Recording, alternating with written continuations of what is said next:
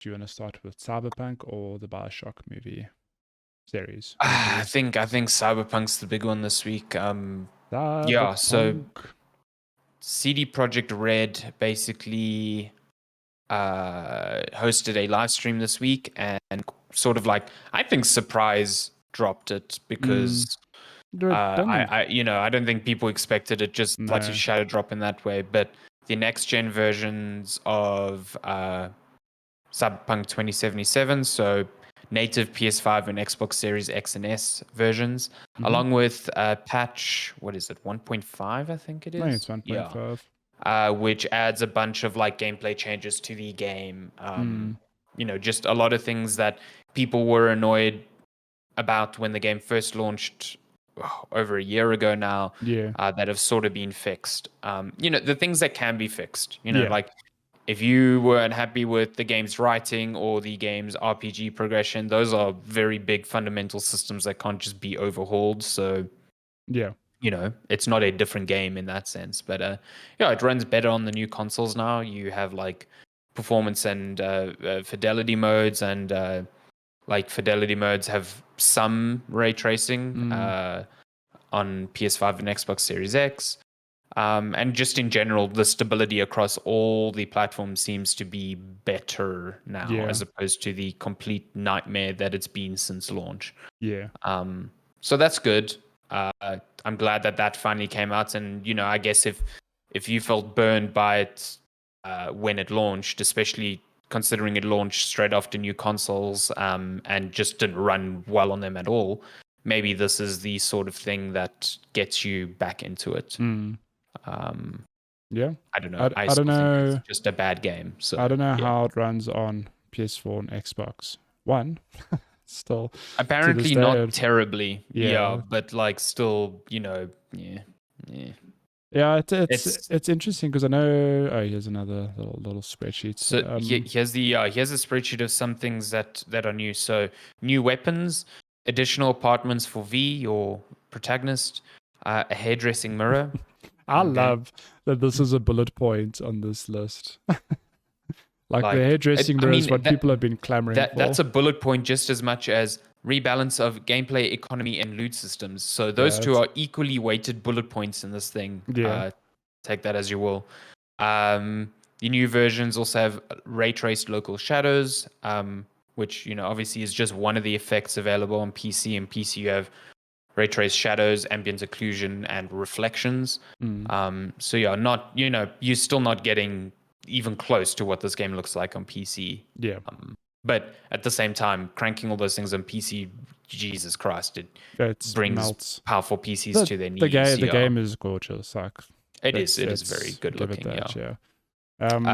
Various visual quality improvements, spatial headphone audio, improved crowd reactions, especially when it comes to like police chases and stuff like that, and DualSense controller features, which apparently are pretty good on PS5. So but that's cool. It's cool that that's out finally. I think that's a big like monkey off the back of CD Projekt Red. Now they can do the DLC, which was planned. No. Now they can do the next gen version of The Witcher. The Witcher, correct. Yeah, which is meant to come in Q2. So yeah, I mean, I imagine they've got separate teams working on both, but I'm very keen for that because that will probably trigger a replay from me. I mean, The Witcher 3 came out in 2015. 7 years ago. There's a lot that can. I mean, the game to this day looks really good, but imagine a modern day Witcher. they can do a lot more to that on like a next gen console, and on top of that, when they bring that out, that's also going to update the PC version because the PC version doesn't have things like ray tracing and stuff. So even if you're playing on PC, like to me, this Cyberpunk that didn't really hit that hard because I've been playing the game on PC, so like it hasn't really changed on PC. But it's cool that that's out. Cool. What do you want to jump to next? News this week isn't like there's no jaw-dropping things, I don't think. Although let's touch on this. It's not explicitly gaming, but Netflix is turning BioShock into a live-action film. Which is very cool because As great of a game BioShock is, I think we can all agree that the story it told is also like fantastic. And how it will translate into a movie, I don't know if it'll have quite the same impact, but the atmosphere, the characters, like 100%. I'd love to see that in a movie. Um, yeah. I definitely think this is a result of, well, maybe not a result, but it is curious that we finally got the Uncharted movie. The Uncharted movie Mm, launched this week after fucking what felt like a decade, probably mm, more, in like development hell. And if you were around at the time, you likely remember that BioShock was sort of in a similar place. Like there was a movie adaptation in the works. It oh, yeah. had Pirates of the Caribbean director Gore Verbinski attached to it at a time, Ah. and then it just like died. So like it almost seems like cool. Uncharted got put out. BioShock could be the next thing. Mm, So yeah, that's cool. I'm keen for it. It could be fucking trash. It could be Yeah, I really mean, good. Netflix is video spotty at the game moment. movies So. can be hit or miss, but I think what excites me, like I said, is just the world of Rapture and the characters. Like, Mm, imagine what it'll look like as a film.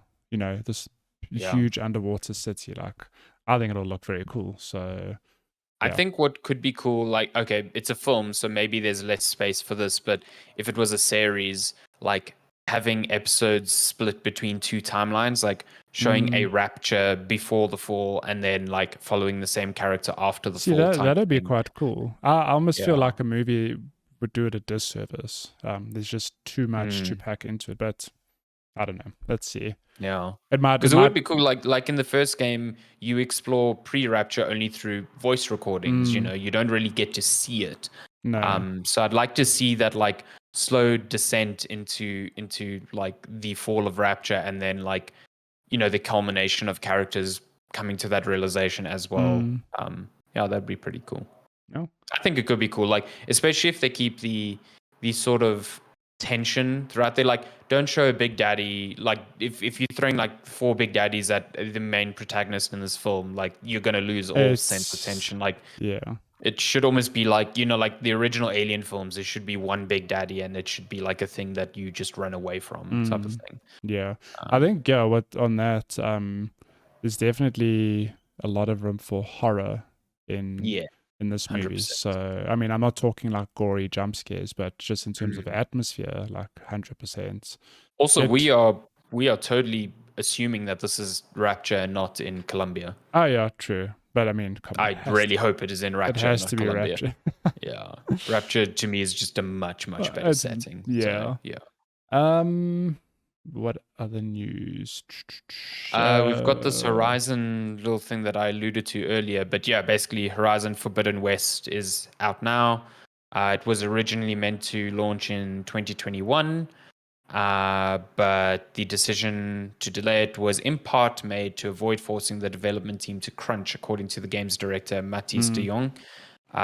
He was speaking to a Dutch newspaper. He says, "It happens very rarely with us. We are aware of the disadvantages of crunching, so we take this into account a lot in our planning. Of course, those who are willing to continue working on holidays are allowed to, but there's always a very clear position from the company that you don't have to. mm, Forbidden West might have been released at the end of last year, but then we might have had to work overtime. People should also be able to relax and take a vacation and to be with family and friends. That also played a part in the decision to release the game now." mm. Now, I think what's surprising about that is how candid they are talking about that, Yeah. especially when you consider they are an European studio. And I think that is the core difference. Mm. You know, Gorilla is in the In Netherlands. They Holland, are yeah. The very Netherlands. strict rules with regards to worker rights in in the EU as opposed to the US.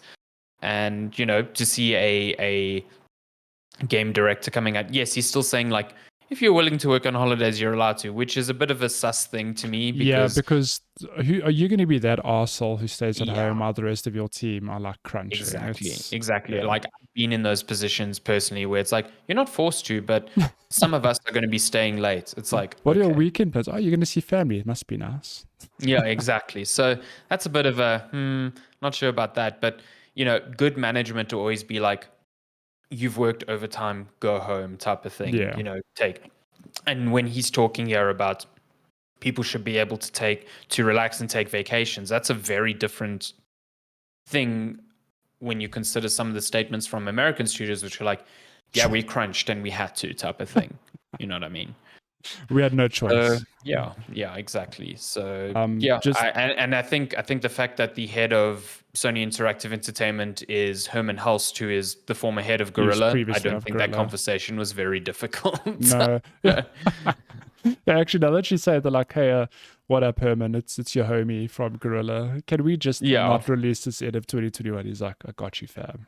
I got you. And I mean, if this is the culture at the studio, then that was more than likely instilled by him because he was Exactly, led them for yeah. so long. So like he was probably like, yeah, I get where you're coming from. It's not a hard decision to make. I mean, I'm sure it's a hard decision irrespective, but like I'm pretty sure it would be easier to convince him than say a CEO from the States. Put it that way. Exactly. Yeah. So I think just last thing on this, it doesn't explicitly relate to the crunch, but fun fact, if you are looking to get Horizon Forbidden West, buy the PS4 version because it is cheaper and you can upgrade to PS5 for free. So you save yourself a whole $10 there.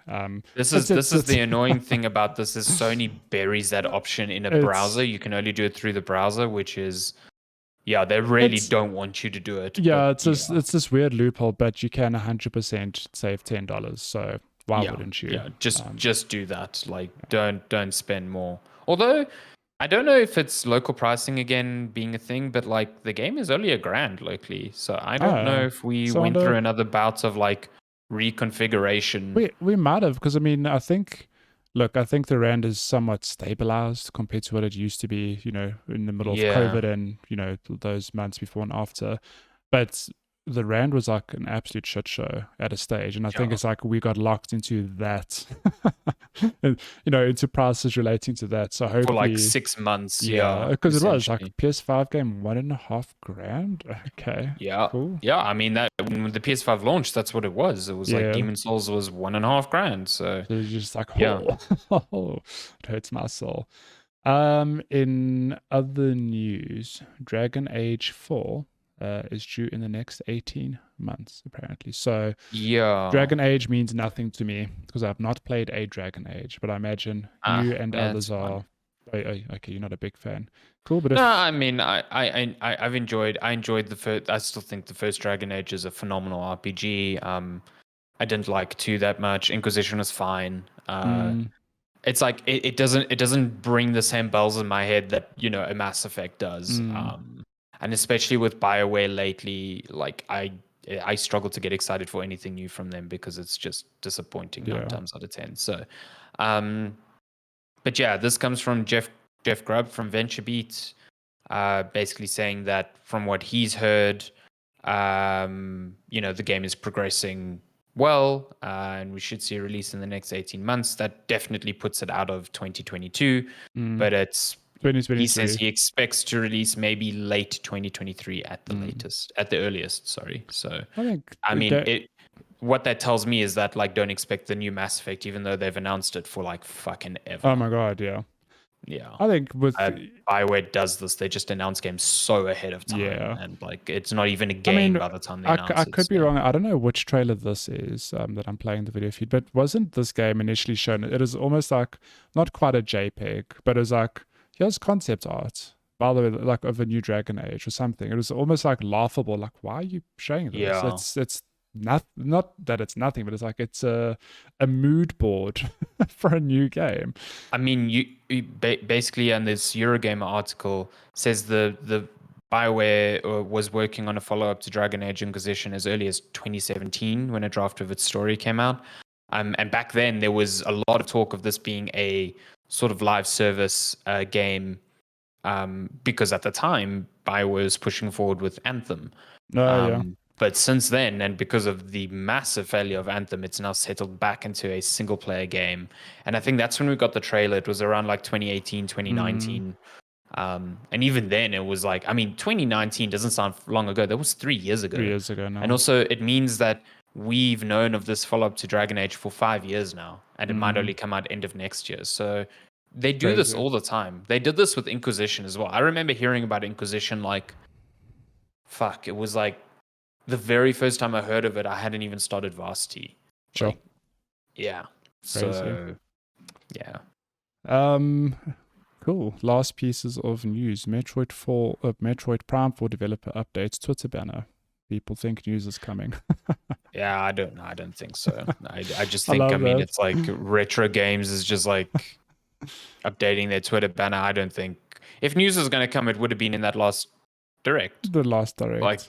yeah. I mean, I'm not ruling out news at any point this year. I just don't know if it's gonna happen now. I don't know. This game No, is like a huge I question. I feel like they have to do the Metroid Prime trilogy before they even think of announcing yeah. anything with Prime 4. I mean, and this game's And been rebooted and a whole lot of other things. exactly. People seem to forget that it was rebooted like 3 years ago, like Mm. not that long ago, like completely rebooted. So I doubt that this thing comes out before like Breath of the Wild 2, Oh for no, definitely example. not before. Like, I there's no envision this way. as like a late next year title. Yeah. I mean, Yeah. I could be wrong, but yeah, definitely not this Yeah, year. there's no way this is coming this year. And if we even, you know, if it appears at a direct, it will be like a end of direct stinger with a like trailer to be like, hey, remember this shit? And then, With the you mood know, board. exactly. Like, I don't think this is going to be a, oh, here's a trailer, it's out in 3 months type of thing. Nah, there's just no way. Yeah. But yeah. Yeah, and then last piece of news. Do you like Oh, stretchy arm guy? I love this, man. I don't play Street Fighter and I don't play Magic the Gathering anymore, but this like combination of the two just seems so cool. It's Like, so like unexpected, but very. You know what's funny is it's that so I cool. think this is such an unexpected move that I think will prompt other franchises to do the same. Similar to Yeah. how think of how Fortnite has become this playground for all these multi-platform things, like from Master Chief to Kratos to Lara Croft, all in the same game. To Tom Holland's Nathan Drake with the new Uncharted movie, you get everything there. It doesn't matter. How cool would Mm. it be like we start off? I mean, I don't know if this is the first. I don't think it's the first crossover of this kind, but we've got Street Fighter coming to Magic with these cards. And I imagine just Yes. other franchises coming to Magic. As an Avengers set or whatever. Like, there's just so many things you could do, and it's It's just fun. and it's so cool because I think the coolest part for me is just seeing these characters in, the Wizards of the Coast, like Magic the Gathering art style on Mm. on the cards. Like seeing Dalsum, and he's like Dalsum, the pliable pacifist, which fucking makes me laugh so much. It's just such a good descriptor. I mean, you've got other ones. You've got Ryu, World Warrior, Ken, Burning Brawler, Blanca, Ferocious Friend. Okay. Chun Li, Countless Kicks. Okay. Yeah, yeah. Guile, Sonic Soldier, Zangief, the Red Cyclone. E You don't Honda, have the sumo champion. MS Bison, which seems like a Yeah, real omission. I Yeah, I feel like maybe it'll be like a shadow drop bonus card or something. Maybe. I mean, I could be speaking but I mean, rubbish, but you look at this artwork; it's just it's gorgeous, like awesome. Yeah, it's very absolutely cool. awesome. Oh. It's very cool. So yeah, that's cool. Like if you are in the middle of the the Venn diagram of these two things, that's rad. How many people are in the middle of that Venn diagram? I don't know, but still, Very few. it's like This is only coming out in like end of July, but you can pre-order them now. And like just the 8 legendaries of the fighters you just mentioned, that alone is $40. So that's a yeah. lot of money. I do laugh though Yeah. because people like Jeff who probably have no desire or interest in Magic the Gathering are like, I need these cards because they're Street Fighter cards. So yeah, that is all the gaming news.